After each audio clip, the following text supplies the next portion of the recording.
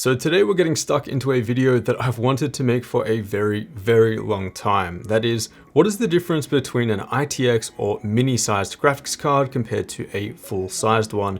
Now, of course, by this point, we all know the short answer. ITX graphics cards only use a single fan, typically run a bit hotter, and might not have as much overclocking headroom. But today we're going to dive a bit deeper than that and then decide whether ITX graphics cards are much of a compromise compared to the full-sized variants.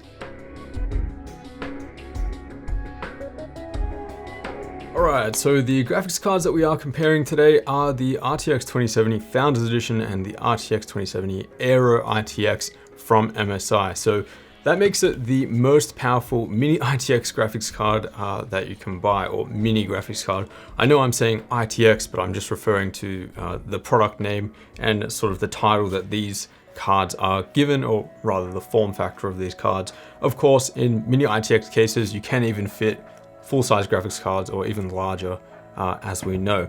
Anyway, the RTX 2070, very powerful GPU, above a GTX 1080 in performance in most titles. So yeah, the only other one is the Gigabyte RTX 2070 Mini, but either way, it's pretty awesome to see that much power get packed in such a tiny form factor. And now we've already seen how the RTX 2070 performs in gaming, so we're only going to be comparing them today in one game, and instead today we'll focus more on the thermal comparisons, overclocking, and power. So in terms of paper specs, the Aero ITX card uses the reference spec, meaning that it has a lower power limit and boost clock out of the box compared to the Founders Edition. Both are 2-slot cards, but the Mini comes in just with a length of 174mm compared to the FE model, which comes in at 228. To be fair though, the Founders Edition card is not exactly a full-sized card. Real full-length cards, as we know, typically measure between 265 and 295mm. Now, the whole point of mini graphics cards is that if you have decided that you are building a mini ITX system, these do open up some possibilities if you do want to build as small as possible.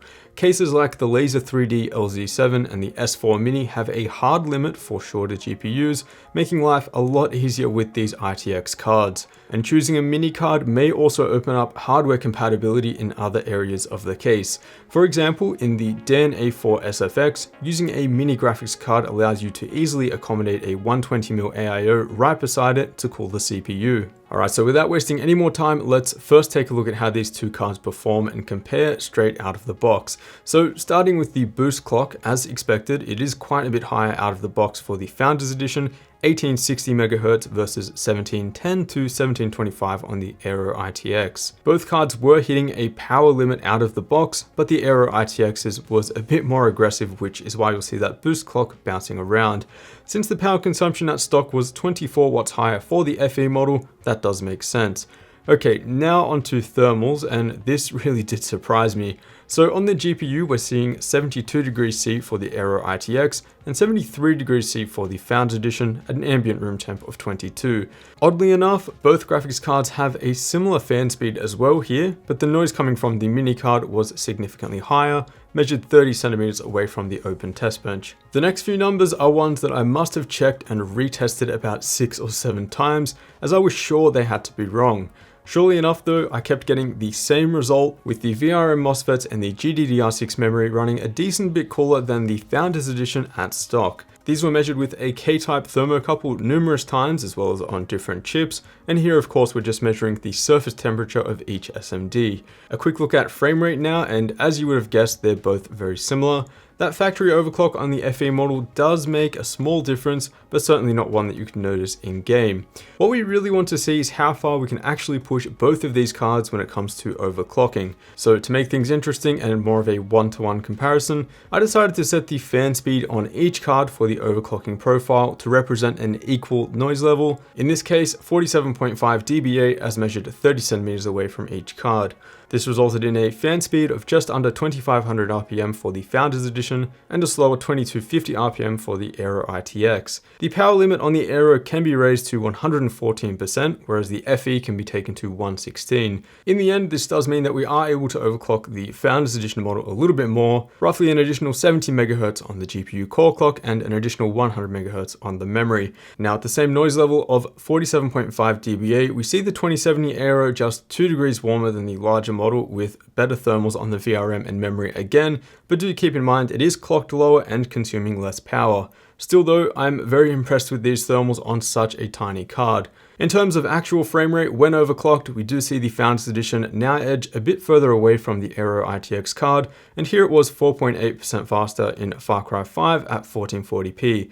This is due to the higher power limit for the FE card, allowing a higher overclocking ceiling. Still, the little Aero card is definitely still able to overclock. The plus 200 MHz on the GPU core clock from stock and the plus 900 MHz on the memory does yield almost an 11% bump in performance. I'd say overclocking is definitely worth doing if you are planning on picking up this card, given how cool and relatively quiet the card stays at full tilt.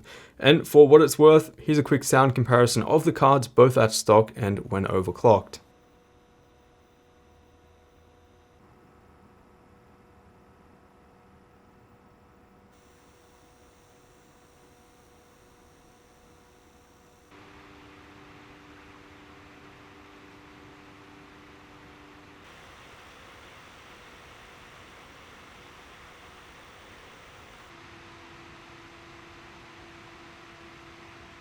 So in closing, if nothing else, I'm pretty surprised by how cool the 2070 Aero ITX runs compared to the larger Founders Edition. MSI have reworked the cooler for this card compared to their previous Aero cards, and the extra heat pipe and new fan seem to be doing some good. The lower power consumption compared to the Founders Edition model seems to be helping keep the temps a bit lower in comparison as well.